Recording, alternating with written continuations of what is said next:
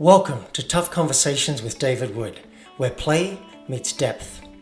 We help teams and high-performing leaders like you to master your tough conversations so you succeed in your career and in your life. When we avoid tough conversations, we stay small. Teams stay disengaged, conflicted, and ultimately end up quitting. When we lean in and master our tough conversations, they become the defining moments that literally shape our careers, our relationships, and our lives. So let's dive in and master your next tough conversation so you can be the leader that you would follow. Let's play. So the tough conversation is, I don't want her home. And we have our 16-year-old daughter here, and I just don't want her to act out all over us. Because when she's on, she is on. She is one of the most amazing women I've ever met. But when she's not, everybody wants to run and hide. It's like the tornado coming through town. Welcome, listeners. This is a very powerful episode. It's another case study from our free weekly Zoom call where we help listeners just like you role play their tough conversations. Confidentially, they can turn the video off, they can use a fake name, and we dive straight into it and empower them to go out and have that tough conversation. Now, in this example, Bill's marriage is on the line. He actually doesn't want his wife to come home. Now, that's a tough conversation. He needs something big from her, or he might need to leave the marriage. So the stakes are very high. Now, we spend the first 10 minutes diving into Bill's key issues so that he can get clarity. Who is the issue with? What's the hope that he has out of having the conversation? What's a fear that he has? What is the actual issue? Does he have a specific request? And what's it like if he puts himself in the other person's shoes and gets curious? Now, we'll skip over that in this episode to save time, but I'll summarize it for you here. His wife is miserable, she's not sleeping, and she's having a negative impact on her family. She's not fun to be around, and people want to run from her when she's triggered. So she checked herself into rehab, even though she's not actively using anything, to heal. Now she hates it and she wants to come home, but Bill's worried that if she does, he'll need to leave the marriage. He needs something to change for him to stick around. And so he's scared about having that conversation. He feels like her staying in rehab is like a last-ditch effort to save the marriage. So let's join in on the role play, and then we'll debrief afterwards and draw out some insights. Listen for, is there actual permission to have this conversation, and what might need to happen first? How do you have a conversation like this? Let's find out. I just wanted to put a quick aside in here for Heather and let her know that the conversation we had last time, I did have that, and it was amazing. And I've been using this technology also with other people that I speak with that have tough conversations. And I have been recommending the podcast. I find them getting better and better. So do you have a tough conversation in mind that you could use help with? Oh man, do I have a tough conversation. The tough conversation is, I don't want her home. We have our 16-year-old daughter here, and I just don't want her to act out all over us. Because when she's on, she is on. She is one of the most amazing women I've ever met. But when she's not, everybody wants to run and hide. It's like the tornado coming through town. Okay, so I think I have enough for us to role play this. So the idea is that I'm going to play you and you're going to play your wife, and you can throw anything at me that she might throw at you. Does that make sense? It does. Cool. Good luck. Thank you. So I'm imagining that the phone is ringing. I'm you. I pick up the phone. Hello? Bill, I've had it. This doesn't work. I didn't sleep all last night. I can't think. I can't do anything. I'm just going to sleep through everything. I'm getting in a Uber and I'm coming home. Oof. Hey, Jill. I'm so sorry to hear that. I've been really hoping that this experience would. I know you've been hoping for it, but it's just not working. And I'm doing this. I'm not going to do it for you anymore. I can't. I just can't anymore. You don't understand. I can't. these psychiatrists here, they don't know what they're doing. They're giving me all these crazy drugs. It makes me feel horrible. I want out. I'm leaving. Hmm. Jill, I notice want to have a conversation with you, and I feel a little afraid. I love you so much, and you know one of my core values is family, and that I'm committed to our relationship, and that I always want to share honestly and openly with you. And this is a tough subject for me. Are you available for that conversation? Just let me come home and get in my own bed and sleep. I've had enough of this place. I don't want to be here. Don't you understand how many times I have to repeat myself? You know, it's always about you. You don't have any compassion for me. You got to listen with some compassion. Well, I want you to take care of you. And if coming home is part of that, then I'm open to it. And I still want to have this conversation. So knowing that coming home is on the table, are you willing to talk? We've had this conversation so many times. I told you when I called yesterday I was going to try one more time. I tried. No, I don't want to have this conversation. I'm just coming home. Okay, how can I support you?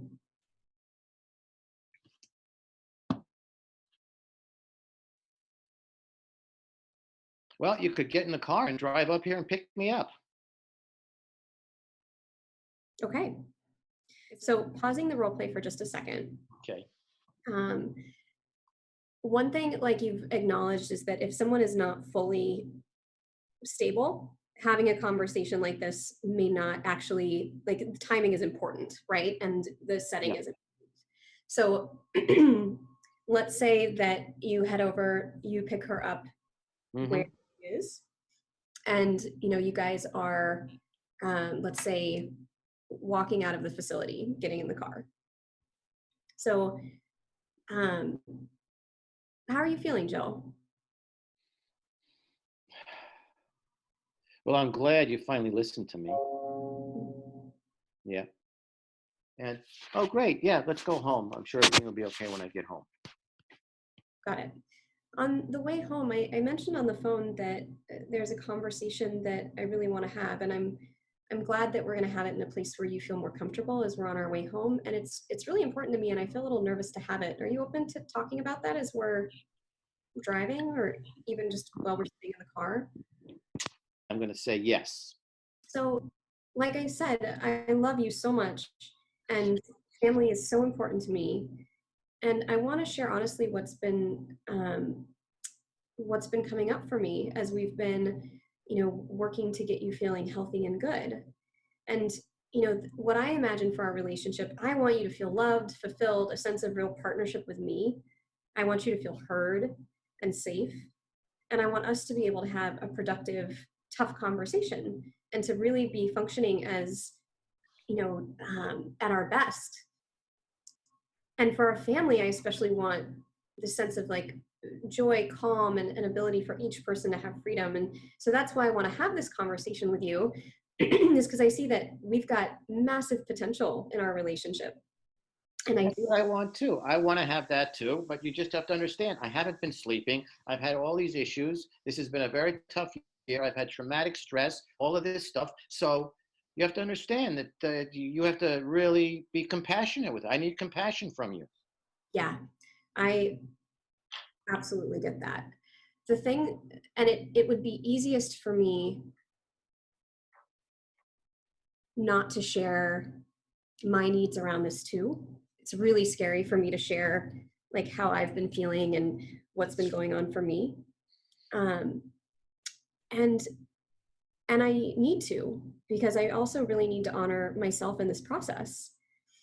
So the conversation that I need to have is that this has been so hard on me, and it feels like we haven't been able to find a solution yet, even though there's a lot of different, options for us to potentially take advantage of.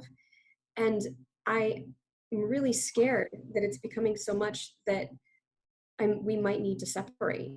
And so that is part of why I want to have this conversation with you, because I don't want that. What do And you mean? You want to separate? You want to get divorced? I can't believe you're saying this to me. I just got out of this horrendous 3 weeks. It has been horrible. I haven't been able to sleep. And you want to get divorced? I don't know. No, no, no, no, no, no. This is the problem with you. You just don't understand me. Yeah, I am saying that. And it has nothing to do with how much I love you. Well, then stop the car and let me get out. I can't be with you.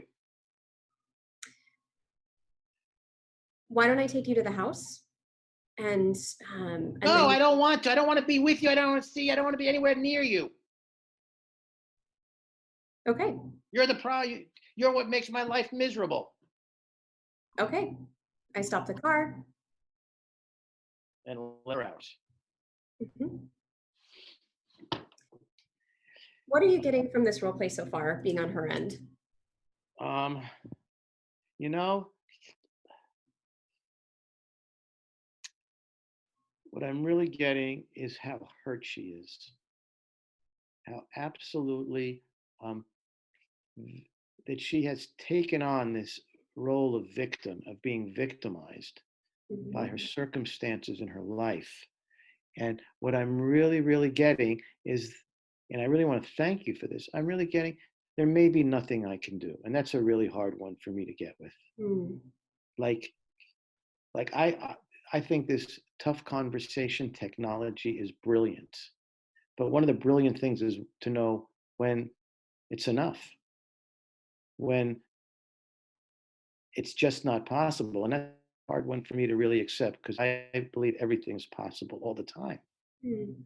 And so to understand that the chances may be so slim of succeeding at this, that the real tough conversation is a little bit later on when it's time to go. Yeah. And it sounds like that may be a tough conversation with yourself, since Yeah. I'm not clear if she's actually up for that type of tough conversation. No, not. And the conversation is there is no more conversation about it. Mm. I love you. I wish you well. And and I and there's just even as I say it, there's this part of me that's saying, no, no, no, it's not gonna don't I don't want that to happen. Yeah. And um and I'm really getting to see how powerless I've held myself in this. And I really do have the power of saying no, not now. No, not me. Hmm. Um, and whatever the consequences are, I'm willing to accept them Yeah. because I'm talking about the rest of my life. And that's invaluable to me. Hmm. And, uh, and suffering truly is a voluntary exercise. And I've been volunteering a little bit too much for that. So I'm going to, yeah, yeah. And I I know. guess that is the tough conversation with myself. Thank you. Yeah, I noticed I have some other like coaching questions about like what's likely to come up to get in the way of you having that tough conversation with yourself and review setting Oh, those boundaries. And I want to make sure that we check in with the other coaches. And I want to acknowledge you for like bringing this, because even on the other side of it, as I was acting like you, like my heart rate was going up. okay. I really got how challenging this conversation can be and the courage and commitment it will take to even have it if it works. So thanks for all of that. You're welcome. David and Heather, what did you guys hear? Yeah, I've got some thoughts I want to share. Firstly, one of the principles that we teach is to get permission for the call, for the conversation.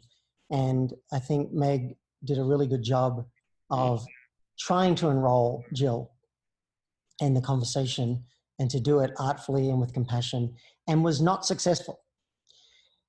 And part of the win here, I think, is that Meg did not force it, and she did not just dump it on Jill, which we tend to do in life. We're like, but I have to have this, so I'm just going to do it anyway. Meg realized, I don't have a yes. And she saw that Jill doesn't seem to have capacity right now to hear this stuff. So I liked that. Another thing I saw is I liked the empathy, and I think more empathy might have been warranted here. Like really spending some time. If the person's not ready for a tough conversation, they might need to be heard. So I could see more of, this sounds horrible for you. And I don't know what I would do if I couldn't sleep at night. And for you to keep doing it night after night, you're so brave. And here's me wanting you to stay and you just want to be in your own bed. I would totally want to be in my own bed. This is horrible. I'm so sorry. It's so hard. Who knows, maybe 5 or 20 minutes of that, she might get to a place, if she feels fully heard, where she's ready to hear somebody else. How does that land for you, Bill? I'm nodding my head. That man. Oh, I love this. I don't know if this is disguising my appearance very well, but Yeah, I never know who you were.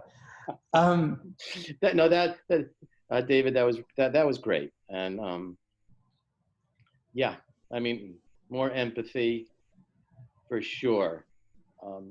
And again, recognizing that it could be a bottomless pit, and to keep throwing empathy into a bottomless pit is just going to exhaust. Yeah.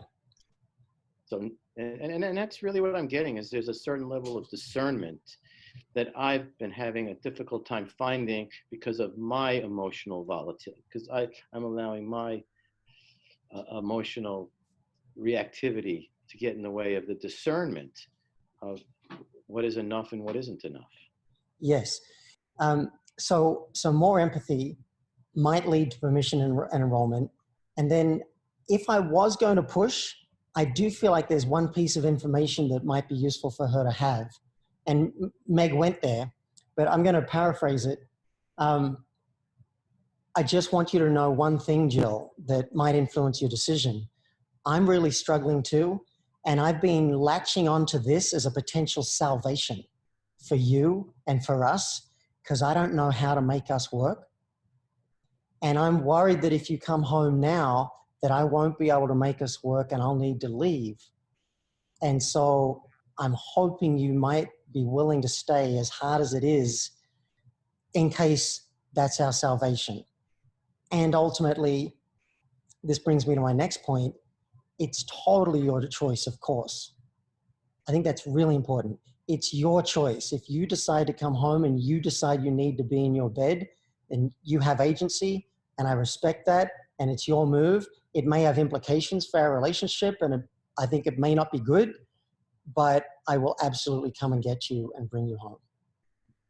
Thank you. You know, I find that these tough conversation templates are really valuable, and they are not natural. They don't come, they really require work and practice. And I'm appreciating this call because it's giving me a lot of practice. And do you have the worksheet, Bill? You have the worksheet and the blueprint? I do, yes. Great. That's what we go from, because I'd probably skip a bunch of these steps too if I wasn't going from that, even coaching. And David, I just want you to know that we have a mutual friend that I've been coaching, who is going to have a very tough conversation, and I've used the worksheet. So thank you, one generation further on. You're welcome. Yeah. And I want to touch on something else that I think you and Meg got to, is I think what I'm hearing is that you're starting to get your own agency and realize that you have the ability to leave. And I think I'm making up a story that in you realizing that, you're seeing that you don't have to fix it.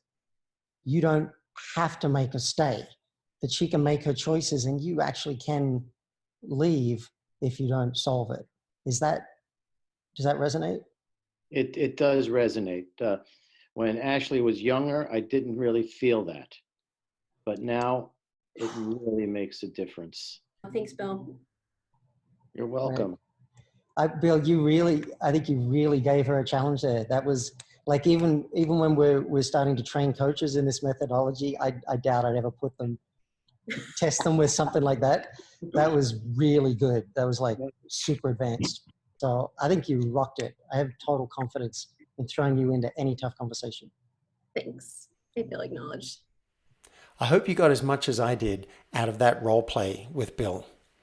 You're welcome to join us on the free weekly Zoom call to role play your tough conversation live. Again, it can be confidential if you like. Turn off the video, use a fake name.